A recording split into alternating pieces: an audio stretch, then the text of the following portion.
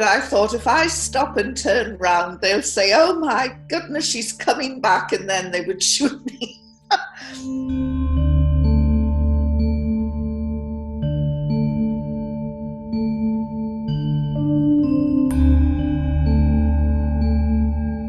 Afghanistan's Taliban regime says it will put the British journalist Yvonne Ridley on trial for entering the country illegally. Worryingly, the Taliban have hinted they might claim she was a spy for Western special forces. The moment I was arrested, I was terrified because I had fallen for all of the Western propaganda that these were brutal, evil men who hated women. So I really didn't think that I was going to see the sunset that night. I just thought, this is the end for me. So I was quite frozen with fear. And I was taken to the intelligence headquarters in Jalalabad.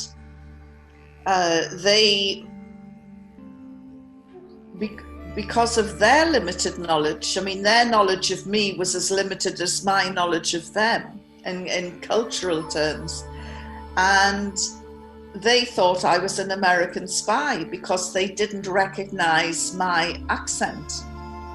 They thought it was, it's from the north of England, near the Scottish border. And I tried to tell them we don't all speak like the Queen.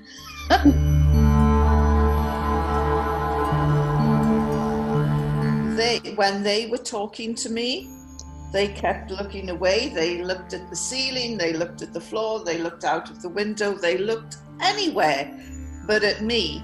And I just thought, they can't look me in the eye because they know that they're going to kill me and they're feeling too guilty.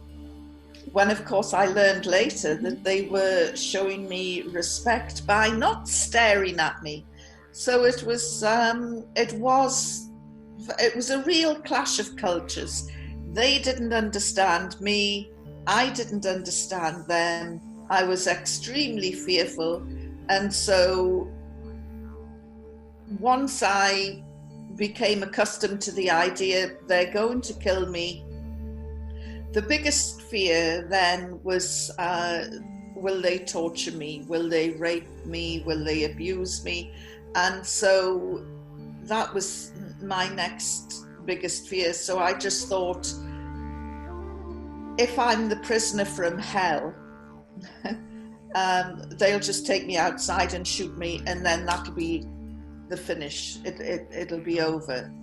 And I'll go from being prisoner to being dead.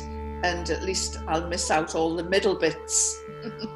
And so that was my strategy.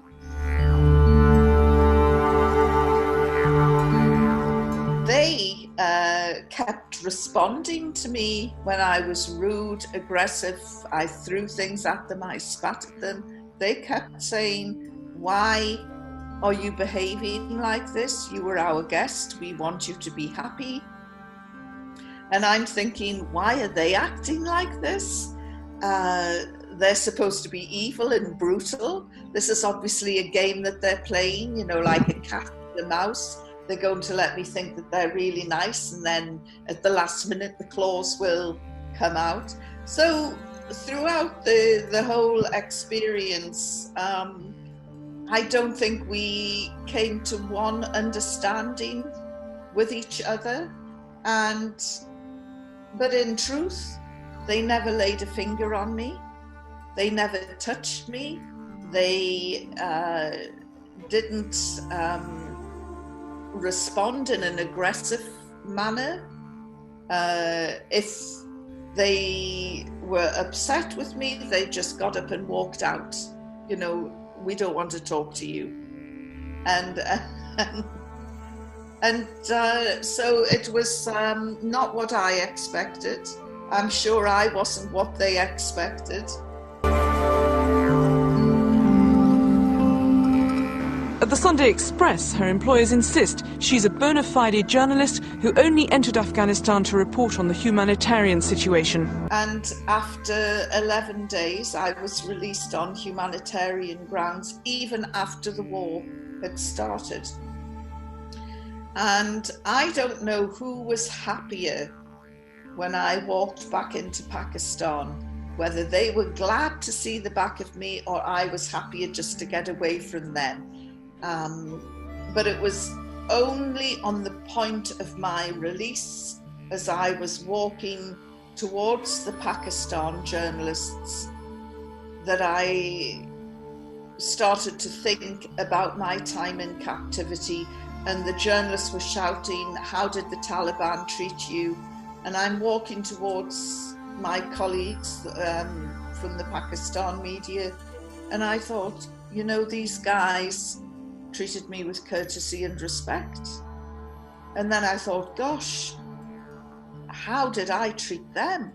And I thought, I nearly stopped and I nearly turned around to go back to say, look, I'm really sorry I was so rude. But I thought, if I stop and turn around, they'll say, oh my goodness, she's coming back, and then they would shoot me. So I went and I told the Pakistan media I was treated with courtesy and respect, which was true.